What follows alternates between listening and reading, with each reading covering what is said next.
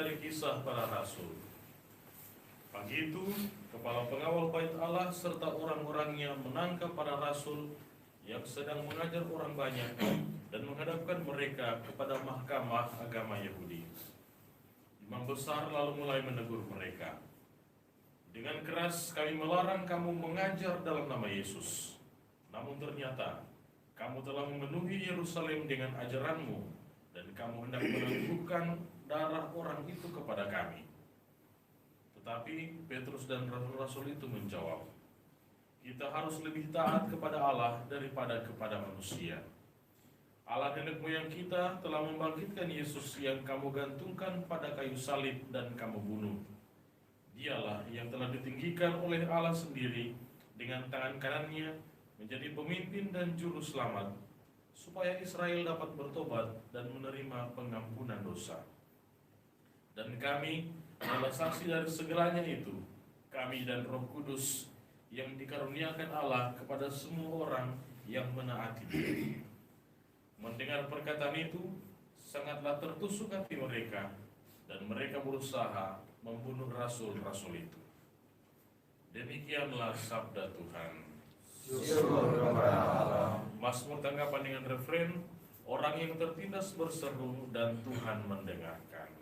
Orang yang tertindas berseru dan Tuhan mendengarkan. Aku hendak memuji Tuhan setiap waktu. Puji-pujian kepadanya selalu ada dalam mulutku.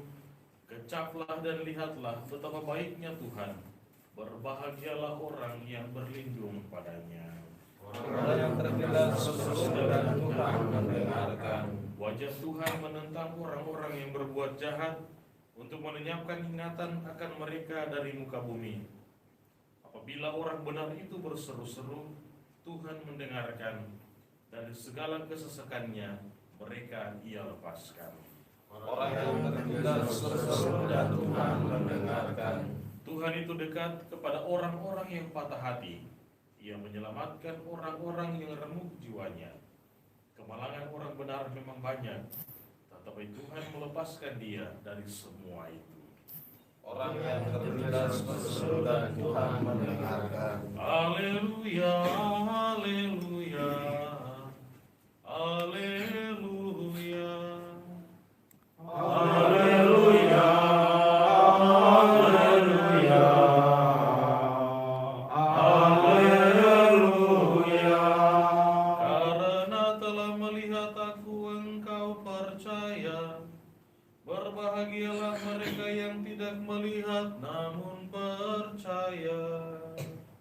Haleluya, haleluya, haleluya. Tuhan sertamu Dan sertamu juga. Inilah Injil Yesus Kristus menurut Yohanes. Dimuliakanlah Tuhan. Yohanes Pembaptis memberi kesaksian tentang Yesus di hadapan murid-muridnya. Siapa yang datang dari atas ada di atas semuanya. Siapa yang berasal dari bumi termasuk pada bumi dan berkata-kata dalam bahasa bumi. Siapa yang datang dari surga ada di atas semuanya. Ia memberi kesaksian tentang apa yang dilihatnya dan yang didengarnya. Tetapi tak seorang pun menerima kesaksiannya itu. Siapa yang menerima kesaksiannya, ia mengakui bahwa Allah adalah benar. Sebab siapa yang diutus Allah, dialah yang menyampaikan firman Allah. Karena Allah mengaruniakan rohnya dengan tidak terbatas. Bapa mengasihi anak, dan telah menyerahkan segala sesuatu kepadanya. Barang siapa percaya kepada anak, ia beroleh hidup yang kekal. Tetapi barang siapa tidak percaya kepada anak, ia tidak akan melihat hidup, melainkan murka Allah tetap ada atasnya. Demikianlah sabda Tuhan. Terpujilah Kristus. Saudara-saudari sekalian yang terkasih, Shalom. Shalom. Penolakan terhadap orang karena mengakui nama Yesus yang sering terjadi di beberapa tempat, bahkan di beberapa daerah di negara kita, ini bukanlah yang pertama atau satu-satunya. Sudah terjadi juga pada zaman para rasul ketika mereka mulai memberitakan nama Yesus kepada orang-orang yang mereka jumpai sesudah kebangkitan Yesus. Pertanyaannya, apa yang membuat mereka tetap kuat walaupun menemui banyak tantangan dalam pewartaannya?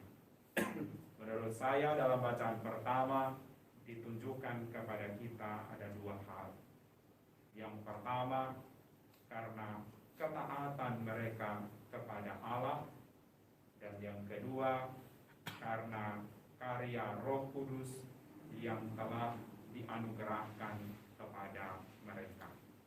Mari kita belajar dari para rasul supaya senantiasa setia dan taat kepada Allah, dan senantiasa mengandalkan kekuatan Roh Kudus yang telah dikaruniakan Allah kepada kita, yang akan senantiasa membimbing dan menyertai perjalanan